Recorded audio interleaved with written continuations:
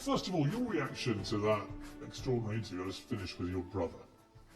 I think that was one of the best interviews ever conducted with Andrew. I don't know how hard you're going to go on me, so perhaps I'm making a mistake saying this. I like how you challenge your guests. I like how you seem to have a very impartial opinion on people. You don't judge things one way or another before you go into the interviews, and I think that made the interview with Andrew very interesting. I'm very excited to see the public response. I mean, like I said to him, I'm not here to convict you or otherwise. I don't know if you're guilty or not of the charges led against you. We'll establish that in a trial or otherwise. I mean, it may not even go to trial. No, it might not. Rolling Stone, in a profile, said this. Rolling Stone. Their relationship dynamic is very odd. It's like Tristan is held captive by Andrew and believes or follows everything Andrew says or does. I don't believe or follow a lot of things that Andrew says or does. You know, I get asked every single day to counter. E.J. Dickinson is this woman's name. I can tell you some horrible stories about the people who she's harassed involved with this Rolling Stone woman. The things Andrew says and does, I mean, I get asked... What don't you like about his views? Well, the major one, when people say, oh, Tristan, now that you've converted to Islam, I'm like, I haven't converted to Islam. Who says I converted to Islam? No, I'm an Orthodox Christian. I'm not converted to Islam. What do you think of his conversion? I think that it's not my place to even comment on it. Now, some of the greatest religious discussions I've had have been with Andrew since his reversion, since him reading the Quran, most of it, of which he covered in prison. And we sit there and discuss these various ideas, but I believe that individual religious conviction is exactly that. It's individual. And I don't believe whether I'm his brother, whether I'm his son, mother, uncle, I have no place to tell him what his religious conviction should be, just as he has no business to tell me mine. So I'm happy for him because he's become a happier and better person. Are you rivals? Yes. Oh, absolutely. But in the best and most healthy way. I can't watch him train in the gym for an hour in the morning and then not train for an hour myself. I can't sit there drinking and relaxing and partying while he's on his laptop working. Do you ever fight? No, never. We never argue. You never physically fight? Oh, we used to physically fight all the time. We're both professional athletes, so we used to beat each other up in the ring for sparring. Who would win? Oh, Andrew would win. I was good. I was the European champion at my peak, but Andrew was built for Andrews. I mean, see my broken nose? It leans this way. First time it was broken was by him, and it got weaker after that, and I had it broken twice subsequently in kickboxing matches. But yeah, we are rivals in the way that we inspire each other to work better and to be better, but not rivals in any way that his success would upset me or my success would upset him. When you were in jail together, yes. So for a period of that 3 months, you were actually in the same cell. Indeed, for about half of it. What did you talk about when it's just you and him, and you're thinking we may never get out of here? Lots of things. Books, religion, the case, obviously, explaining, trying to understand. When you're in a cockroach-infested tiny cell together, yes, you've gone from being the top G and his brother with your Bugattis, your cigars, the lifestyle, the women, and so on, to literally nothing in a very degrading environment that you find yourself in, and you've got no idea how this plays out or how it ends, or even if you get out. I mean, that's a big moment. Yeah, I guess it is a big moment, but I always knew that we were going to be okay. You know, even when I was separate from him, I wasn't worried that he was banging his head against the wall or self-harming or doing anything stupid. Again, he wasn't worried about me.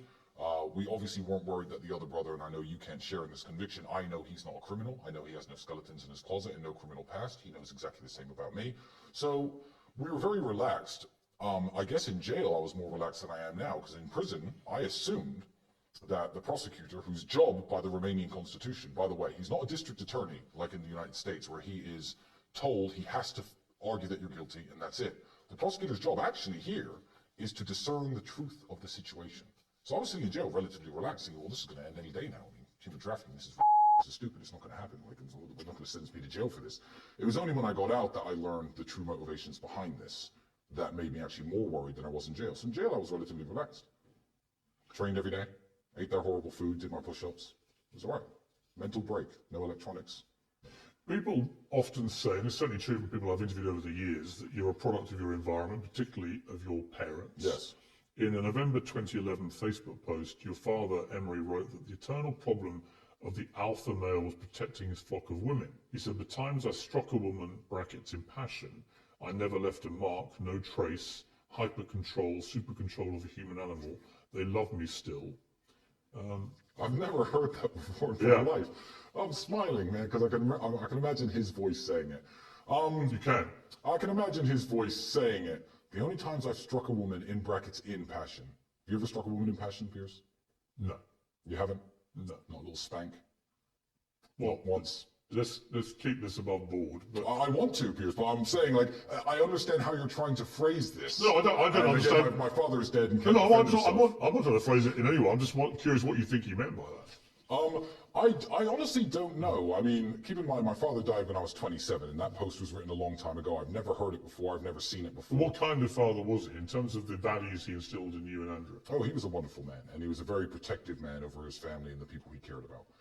I mean, they got divorced many, many years ago, but even with his dying breath, he would have jumped in to fight 10 men to defend my mother and her honor. That's the kind of guy he was, super protective and super, involved in everyone he loves life, even if he was far away. The phone calls were constant, the emails were constant, and he held us very accountable as young men. Andrew tweeted last year, my dad was a chess genius CIA operative. My mother was a dinner lady. They had nothing in common. Dad said she fed you boys healthy meals every day, cleaned the house, and was largely quiet. I loved her very much. That's literally all men want. Are you asking if that's an accurate description of my parents' relationship? Yeah. Perhaps, yeah. But my mother was a wonderful mother. See, I don't think. But they split up. Of course they did. But that does. Well, so when he says that's literally all men want, they split up way before I was old enough to understand marriage or sexual or male or female dynamics. By the way, so I can't even comment on their marriage. What I can comment on is how they were as parents. And what I will say is, I was doing his best from the United States. But I will look back and say my mother was an absolutely wonderful mother. I had 3 square meals a day. She knew how to manage her finances, didn't smoke, didn't go out with her friends, made sure my clothes were always washed, knew how to mend things. She is. How does she feel about the fact that both her boys are in this serious legal jeopardy? Well, you have to understand, she's known us our entire lives, and you haven't. When I was 15, 16, 18, all my friends were selling drugs and breaking into cars. I was down at the kickboxing gym every single day. I would get into the kickboxing ring for 50 pounds after 8 weeks training, just because I found harmony in the discipline that sport gave me. I think kickboxing is largely responsible for keeping me from ever doing anything illegal. Never tried a drug in my life. Never broken a law in my life. Never broken any law? Speeding. Right. I'm talking about serious crimes. And my mother's known that even at my most desperate and my most poor, I would come home to her and sleep on her couch for 6 months, as opposed to do anything illegal, and try to find an honest, good way of, legal way at least, of making money.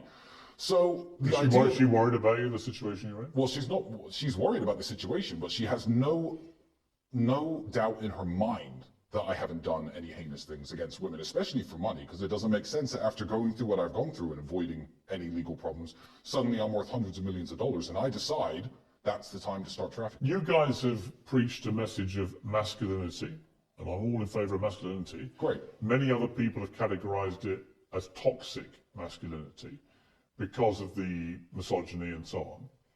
Do you feel that maybe you have collectively gone too far in the misogyny, and that has been, again, one of the reasons you find yourself in the problems you're in? Well, again, when I say, first of all, the kind of alpha male what have I rhetoric. Said, what have I said that's misogynistic? No, I'm just asking generally whether you feel that's part of the problem.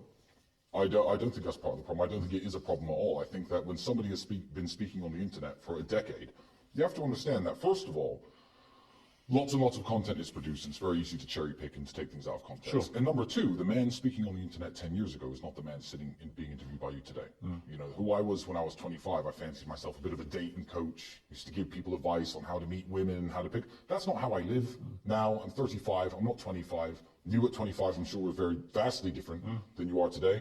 So, I don't think there's a problem with anything I've said, because I've never advocated for anything illegal. I've never advocated for any crime. I do not advocate for drugs. I do not advocate for violence. I do not advocate for any of these things. So if Andrew said that women can't drive as well as men once, it's very easy to jump on that and say this man is the world's biggest misogynist because he said X. Look, I just think it's, for me, when I look at all the rhetoric, the stuff that I find most problematic, to use the phrase of the buzz phrase of our era. Absolutely. It's simply where I feel like if it strays into that misogyny, I think you let yourselves down. That you have a good message in many ways. A lot of the stuff, notwithstanding the serious charges you're facing, and we'll have to see how that all plays out. And maybe you both are very different people to the ones you're claiming to be. We'll find out, right? But in terms of your general rhetoric, I find that constant running underpinning theme of misogyny and about where a woman's place should be. That is the problem in terms of the influence on young men. They shouldn't all be walking around thinking that a woman's place is only in the home serving their men. And that somehow their only thought process each day, women, should be, how do I please my man, not can I get a fulfilling job or any of those things. But no, you stay at home, self-improvement, make yourself look good, obey his instructions, all that kind of stuff. But Andrew talking about the way that he wants his relationships no, to work. He's entitled. He's entitled to what it does. Advocating and forcing Don't get me wrong.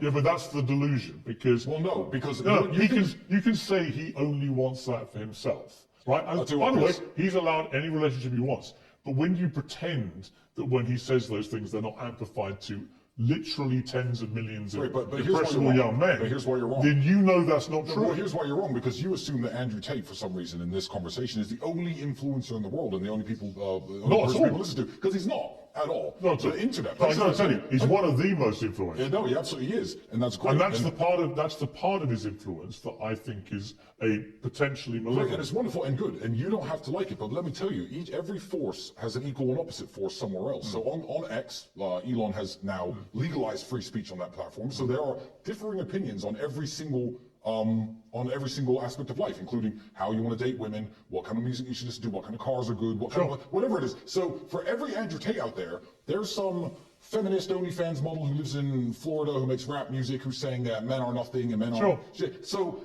the people who are listening to Andrew Tate aren't listening to Andrew Tate. They're listening to the internet as a whole. And I believe Andrew's message is one, overwhelmingly positive, absolutely overwhelmingly positive, and I believe he's a very important mark on that spectrum of opinions that exist out there, because when you delete Andrew Tate, the mean average of people will drift down this toilet of degeneracy and become less like Andrew Tate. He's a professional athlete with a completely clean criminal record, by the way, who's massively financially successful, who's kind, who's generous. He runs his own charity. He's the best brother. He's the best father. He's the best uncle. He's an absolutely wonderful man, and I would love to see more men become like him. So I like his opinions, and I like the fact that he's out there.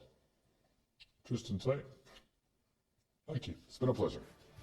Now, I love the way he responded to that last question. He absolutely cooked there, and Piers knew that he is right, and that's where the interview ended. And honestly, I have no idea if we will see any more interviews with Tate and Piers. Maybe if something crazy happens in the world again, and there's a big conversation about it, then Piers might bring Tate back. But honestly, it's been very, very interesting. But yeah, guys, give me your thoughts on this in the comments below. That's it, and I'm out.